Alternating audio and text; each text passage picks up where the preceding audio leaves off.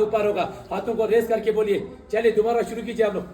भारत माता की जय, भारत माता की जय, भारत माता की जय। थैंक यू सर, जय हिंद। हमेशा इस तरह जोश के साथ सम्मान के साथ बोला जाता है। अभी आप लोगों को मैं यहाँ पे कारगिल वॉर के बारे में ब्रीफिंग करने जा रहा हूँ, ध्यान से सुन लेना। सबसे पहले ये टेरियन मॉडल के अंदर जितना भी रेड लाइन में आप लोगों को दिखा रहा है ये रोड से, कोई कच्चे रोड कोई पक्के रोड। इसके अंदर जितना भी ब्लू लाइन में आप लोगों को दिखा रहा है ये रिवर से, कोई छोटे रिवर कोई बड़े रिवर। चाइनीज से 2 बड़े रिवर इंडिया की ओर बह रहा है, एक है इंडस रिवर, दूसरा है शिंगू रिवर। उसके बाद पाकिस्तान से इंडिया की ओर रिवर आ रहा है जिसका नाम है शिगारा रिवर, आपके सामने ठीक। उसके बाद इस मॉडल के अंदर कुछ रेड लेटर में कुछ गांवों का नाम लिखा हुआ है रेड लेटर में, जैसे कि गुलतारी, गोंड, मटियाल, बिजोतेल, मरोर। ये पीओके का कुछ गांव है जो कि अभी भी उसके अंदर मौजूद है। पीओके क्या होता है? पाकिस्तान ऑक्यूपाइड कश्मीर, जो कि पाकिस्तान वाले बोलते हैं आजाद कश्मीर। उसके बाद जितना भी एरोहेड मेरे और इंडिकेट कर रहा है ये एलओसी है। एलओसी क्या होता है? Line of control. ध्यान से सुन लेना। ये जो कारगिल वॉर कैसे हुआ, क्यों हुआ? कारगिल वॉर नहीं होना था, कारगिल वॉर धोखे से हुआ। पाकिस्तान ने हमारे साथ बहुत धोखा किया था, इसलिए जो कारगिल वॉर 1999 में पाकिस्तान के साथ हुआ। 1999 से पहले इंडियन आर्मी और पाकिस्तान के बीच में एक एग्रीमेंट के ऊपर साइन किया गया था कि विंटर्स के टाइम पे दोनों मुल्क उस हाइट के ऊपर नहीं बैठेंगे जहां पे ज्यादा बर्फ होते हैं। ना तो इंडियन आर्मी ना तो पाकिस्तान के रेंजर्स, उनको रेंजर्स बुलाया जाता है। क्या बुलाया जाता है? रेंजर्स। आवाज नहीं आ रहा है? रेंजर्स। इंडियन आर्मी एग्रीमेंट के हिसाब से नीचे डाउन हुआ, मगर पाकिस्तान ने ऐसा नहीं किया। पाकिस्तान धीरे धीरे अंदर आना शुरू हो गया और हमारा कुछ पोस्ट धोखे से चोरी छुपाते ऑक्यूपाई किया। वो कौन सा पोस्ट है आप लोग ध्यान से देख लेना। सबसे पहले द्रास के अंदर तोलोलिंग 5140, टाइगर हिल 4875, उसके बाद कारगिल 568 कक्सारिन मजदास, लास्ट में आते हैं बटालिक के अंदर जुबाराइट, मुंटू डालू, खालूबार पोस्ट एंड यल्दो। ये पूरे का पूरा जमीन आप लोग को यहाँ पे देखने में छोटा दिखाई देगा, मगर तरास से लेकर बटालिक तक अबाउट 134 किलोमीटर जमीन उन्होंने धोखे से चोरी छुपाते ऑक्यूपाई किया था। उस दौरान इंडियन आर्मी एग्रीमेंट के हिसाब से नीचे डाउन हुए थे। पाकिस्तान ने जितना भी जगह जमीन पोस्ट ऑक्यूपाई कर लिया। अब से इंडियन आर्मी की बारी, उसको कैसे रिकैप्चर करना है, ध्यान से सुन लेना। बटालिक के अंदर इंडियन आर्मी को कैसे पता चला कि हमारा पोस्ट ऑक्यूपाई हो चुका है? बटालिक के अंदर एक पोस्ट है जिसका नाम है मुंटू डालू। 5068 के ऊपर एक चढ़ाया था, पेड़ पकड़ी चढ़ाने वाला लद्दाखी सिविलियन जिसका नाम था टाशी नमजल। क्या था? ये जो टाशी नमजल मुंटू डालू इलाके के अंदर हर हमेशा पेड़ पकड़ी ऊपर नीचे करते रहते थे। एक दिन मुंटू डालू इलाके के अंदर उसने वहां पे कुछ हरकत को देखा, वहां पे कुछ लोग हरकत कर रहे थे। पहले उसने देखा कि इंडियन आर्मी की पाकिस्तान आर्मी, वहां पे उसने देखा लंबे चौड़े पठानी सूट में 8 से 10 लोग पत्थर से बंकर बना रहा था। उनको कंफर्म हुआ कि इंडियन आर्मी नहीं है, पाकिस्तान आर्मी। इसीलिए फटाफट बटालिक बेस में आके इंडियन आर्मी को इंफॉर्मेशन दिया जाता है, सर मुंटू डालो इलाके के अंदर कुछ हरकत हो रहा है, आप लोग देख लेना बोल के। इंडियन आर्मी फटाफट इक्विप जाता है और यहाँ पे पेट्रोलिंग तैयार किया जाता है। उस पेट्रोलिंग कमांडर का नाम था कैप्टन सौरभ कालिया। क्या था?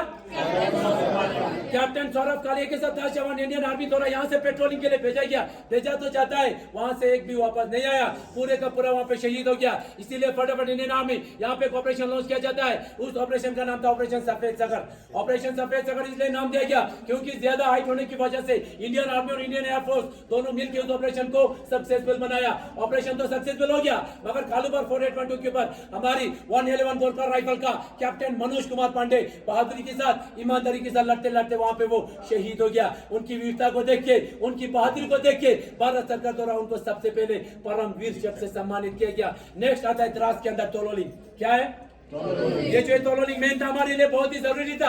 क्यों जरूरी था? क्योंकि श्रीनगर से आते समय ये जो रेड लाइन आ रहा है द्रास होते हुए कारगिल से लेह लद्दाख तक, ये हमारा NH1 है, नेशनल तोलोलिंग के नीचे से आता है, इसीलिए ये पाकिस्तान की निगरानी में था। अगर आज हम सबसे पहले तोलोलिंग को रिकैप्चर नहीं करते तो आज यहाँ पे कौन होते यहाँ पे? ऐसा होने देते नहीं, ऐसा होने देते नहीं। ऐसा ना हो, तोलोलिंग को रिकैप्चर करने के लिए कैप्टन विजय इंदापर को टास्क मिला। कैप्टन विजय इंदापर बहादुरी के साथ तोलोलिंग को रिकैप्चर करने के बाद 22 की एज में यहाँ पे शहीद हो गया, जिसका तलाश पोस्ट आप लोग यहाँ पे जरूर पढ़िए। तलाश पोस्ट करके आप लोगों को प्राउड फीलिंग होगा, फख्र महसूस होगा। शहीद होने से एक दिन पहले अपने पिताजी के नाम खत लिख के वो शहीद हुए। बाद में पिताजी का भी मैसेज पढ़ लेना। उसके बाद आप सभी को पता होगा कैप्टन विक्रम बत्रा का नाम, सभी को पता है? कैप्टन विक्रम बत्रा का दूसरा नाम भी है शेरशाह। आवाज नहीं आ रहा है। शेरशाह कैप्टन विक्रम बत्रा को टास्क मिला 5-1-4-0 को रिकैप्चर करने के लिए और उसने किया भी बहादुरी के साथ 5-1-4-0 को रिकैप्चर करने के बाद आगे एडवांस करते समय 2 गोली लगने के कारण वहां पे वो घायल हुआ। घायल होते ही अपनी सीनियर ऑफिसर को यहां से चार्ट वर्ड का एक मैसेज पास किया जाता है। वो मैसेज क्या था?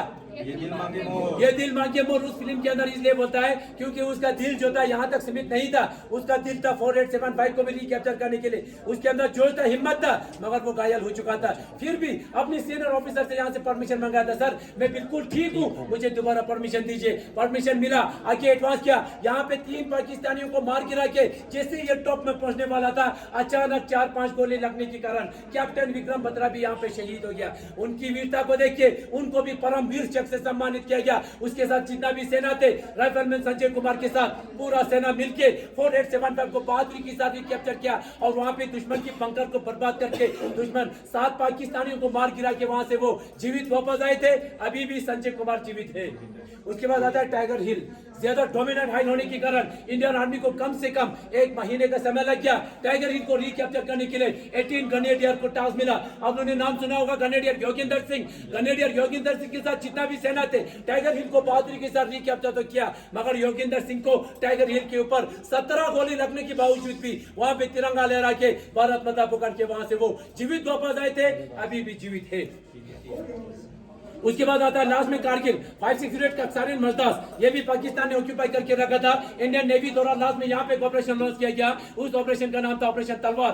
ये जो है कारगिल वॉर 1999 एक्चुअल में शुरू हुआ था 28 से 2 मई को कारगिल में आके 26 जुलाई को ये वार खत्म हो गया। कम से कम इंडियन आर्मी को 3 महीने का समय लग गया। पाकिस्तान ने जितना भी जगह जमीन पोस्ट ऑक्यूपाई करके रखा था, इंडियन आर्मी ने 3 महीने के अंदर पूरे का पूरा रिकैप्चर किया। पाकिस्तान को यहाँ से एक भी टुकड़ा लेके जाने नहीं दिया। इसीलिए हर साल 26 जुलाई को कारगिल विजय दिवस मनाते हैं और इस दौरान इस देश की सुरक्षा करते करते उन माओं का 3 महीने के अंदर 527 जवान इस देश के लिए शहीद हुए और 1100 से ज्यादा यहाँ पे घायल हुए। Thank you.